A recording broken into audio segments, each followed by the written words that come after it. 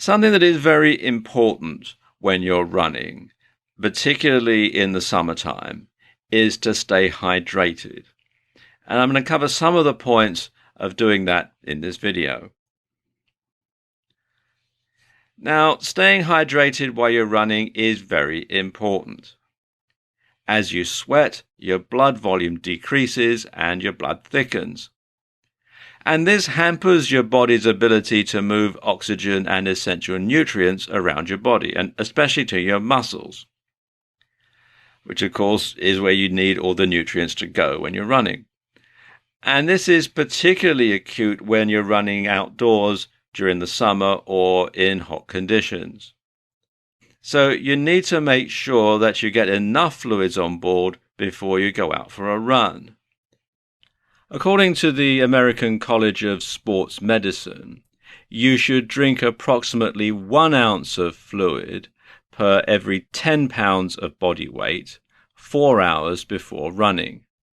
And if profuse sweating is expected, you should drink approximately 0.6 ounces per every 10 pounds of body weight 2 hours before a run.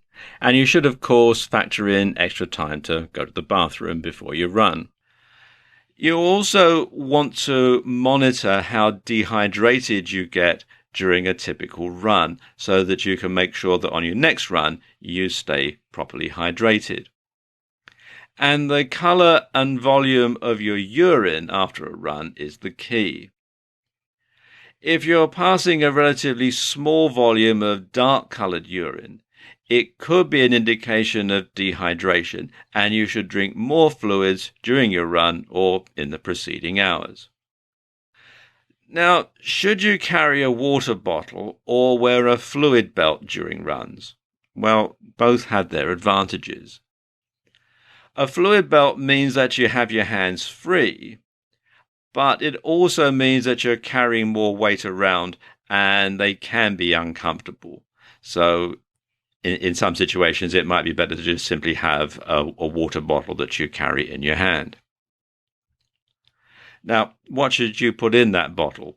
Sport drinks or water? Which is better?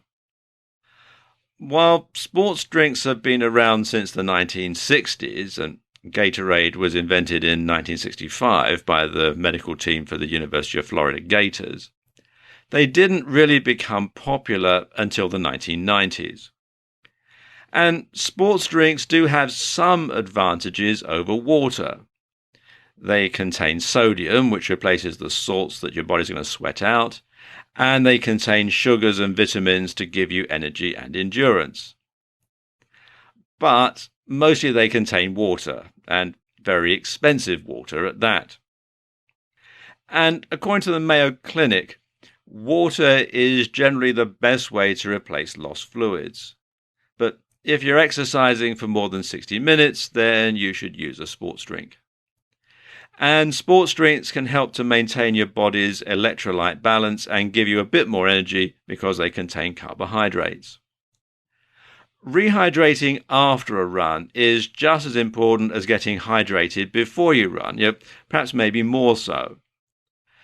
Now, exactly how much fluid you should take on depends on how quickly you need to recover for your next run. And a good rule of thumb is to drink twice as much fluid as your weight was lost. So you want to take your weight before you go out for your run and then weigh yourself after you've come back and calculate your weight loss that way. And when you do this and you drink twice as much fluid, this will aid rapid rehydration as well as encouraging your body to urinate and expel any toxins that may have built up.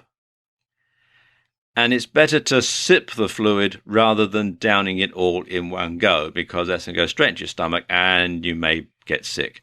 So you want to make sure that you just simply sip it over a period of time. Also want to bear in mind that it may take up to 48 hours for hydration levels to recover after a very long run. So if you've been running in a marathon or you've been going for a long run, do bear in mind that it's going to take you a while to get back to the condition that you were before. Now, what should you drink? Well, water is probably best, although you can drink sports drinks as well. Milk is good because it not only provides carbohydrates, but it also contains the electrolytes, sodium and potassium, which were lost in sweat. Whatever you do, though, avoid alcohol.